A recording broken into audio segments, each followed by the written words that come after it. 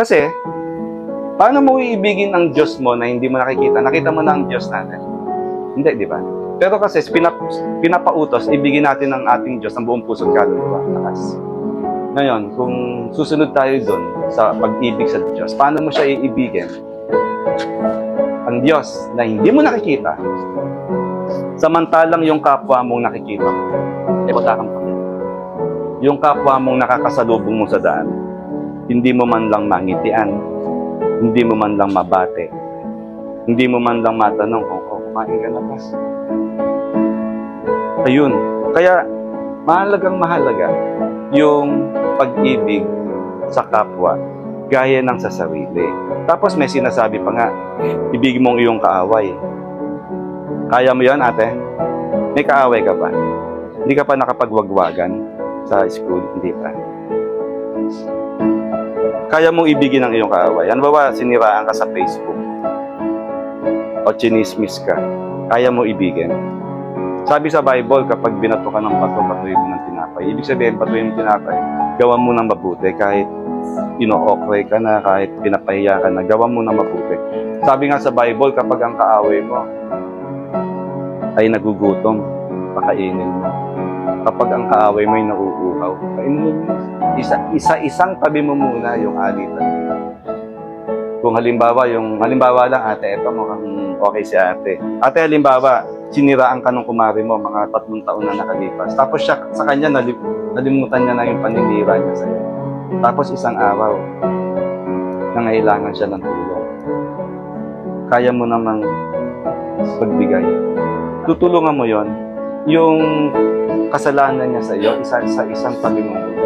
Ayun ang sinasabi ng Panginoon. Ayun yung hinahanap ng Panginoong Jesus. Ngayon, bawat isa, tayong lahat, meron tayong inner Christos kung tawagin. Ano yon? Meron tayong Kristo sa puso natin. Di ba nadidinig natin Jesus Christ? Tama ba? Tama? Yung Kristo, apelyido ni Jesus. Apelyido ba ni Jesus yung Kristo? Jesus Christ. Ano niya? Ano yung Kristo? Di ba Jesus? Tapos may Christ. Ano yung Christ? Kung alam mo lang.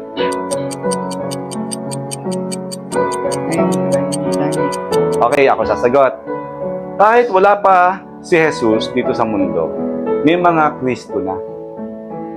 Siguro sila Noah yon, yung Noah's Ark, yun yung mga sumusunod sa Panginoon, sila Enoch, sila Abraham. Yung Kristo na meron tayo sa puso natin, baka hindi lang natin napapansin, hindi lang tayo aware.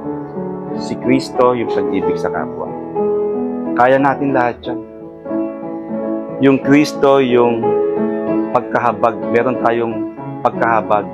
Kaya nating mahabag sa ating kapwa. Yung kanina may habig tayo sa pinag-usapan natin.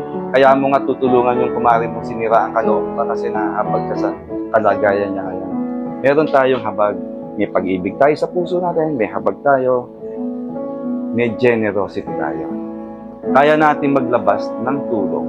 Kahit ka 20-20 pesos mo na lang, ilalabas mo pa yon, tutulong mo. Kasi nakita mo yung kapwa mo, nangangailangan ng tulong. At ikaw pwede ka pa maglagay. Kristo yun. Tapos, yung pang-apat, pag meron tayo ng tatlo na yun, pag-ibig, meron tayong habag, meron tayong generosity, magkakaroon tayo ng joy. Yung joy, napakahalaga sa buhay natin. Napakaiksi lang ng buhay natin dito sa mundong ibabaw. Kung hindi pa tayo magiging maligaya.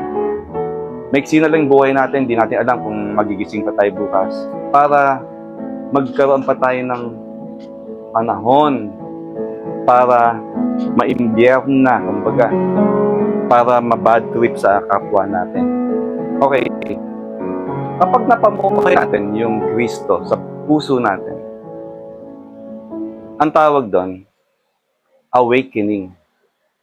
Magigising tayo.